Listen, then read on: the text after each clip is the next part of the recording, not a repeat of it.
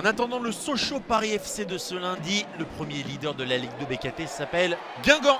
Ouverture du score face à Pau pour les Bretons, signé du capitaine Jérémy Livolan, le plus rapide au point de pénalty pour reprendre le centre de Louvambo.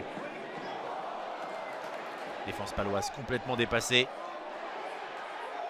Jules Godin surgit et place sa frappe hors de portée du gardien et des défenseurs situés entre le but et le point de pénalty. 32 minutes, déjà 2-0 et puis ça fera 3 grâce à Mehdi Merguem, bien aidé par la défense paloise.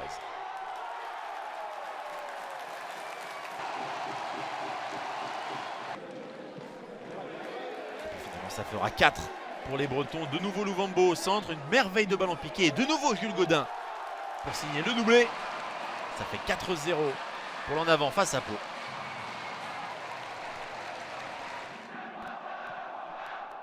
Metz reçoit Amiens pour leur première en Ligue 2 BKT après leur relégation.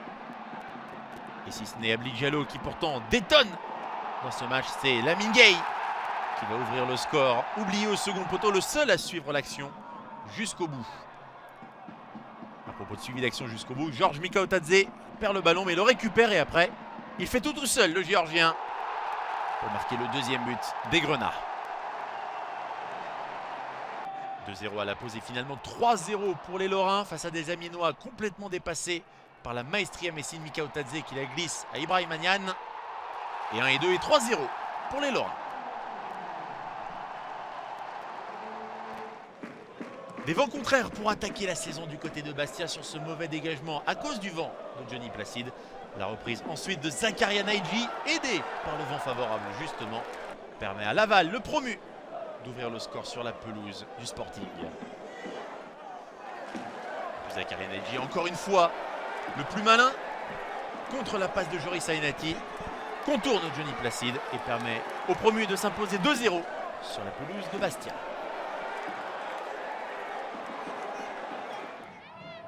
Annecy est de retour dans le football professionnel, mais face à Niort, ça n'a pas suffi car il y a Bilal Boutoba chez les Chamois. La frappe s'est transformée en passe décisive parfaite pour Yanis Mergi. Bilal Boutoba qui va se charger de marquer le deuxième but sur penalty, concédé par un autre ancien minot de l'Olympique de Marseille, Florian Escale.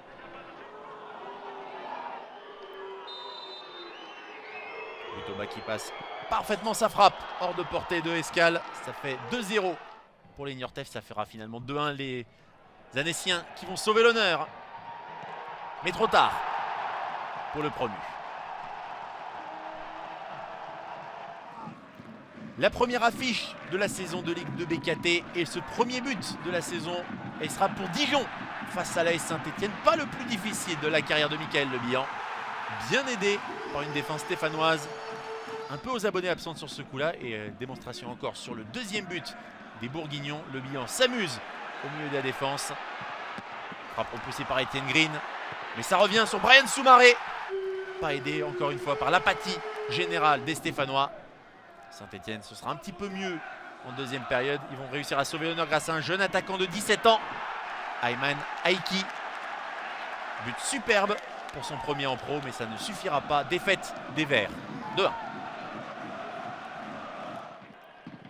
Duel d'outsiders entre Nîmes et Caen au stade des Costières. Et ce sont les Normands qui ont largement dominé et qui auraient dû être récompensés par Alexandre Mendy. Mais la tête tape le poteau pour l'ancien Bordelais. Et finalement, il faudra attendre la 93e minute.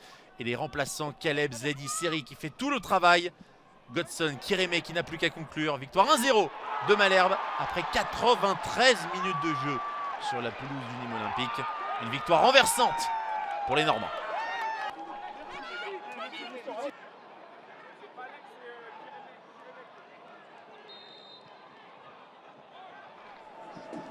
La nouvelle ère au Havre commence face à Grenoble et première action pour Abdoulaba en début de deuxième période. Pas grand chose à se mettre sous la dent comme vous pouvez le constater du côté des Normands. Au contraire, le danger vient des Grenoblois dans ce match de la première journée de Ligue de BKT. Belle combinaison entre deux entrants, Phaéton et Correa. Correa choisit la frappe et Arthur Desmas qui aura beaucoup repoussé de frappe et préservé le 0-0 pour les Havrais face aux Isérois. Pas de but au stade Océane.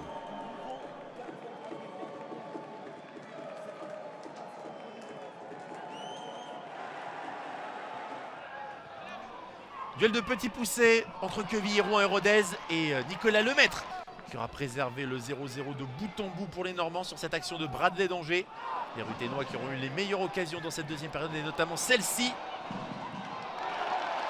Kylian Corredor devancé par Lemaître et Lemaître qui revient pour claquer la frappe lointaine de Rémi Boissier. C'est vraiment grâce au gardien que Quevilly-Rouen a réussi à prendre un point dans ce duel pour le maintien face à Rodez.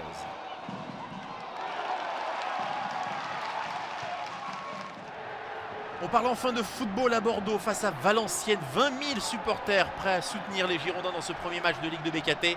Et notamment les très jeunes du centre de formation Dylan Bakwa qui tente sa chance repoussée par Gauthier Larsonneur. L'un des arrêts de cette première journée de Ligue de BKT. Les Bordelais fébriles mais qui tentent beaucoup, plein d'envie cette jeune équipe girondine. Et Bakwa à nouveau pour Josh Maja. La frappe un peu trop écrasée de l'attaquant anglais. 0-0 au final entre Bordeaux et Valenciennes, mais ça fait quelques promesses de jours plus heureux pour les Girondins.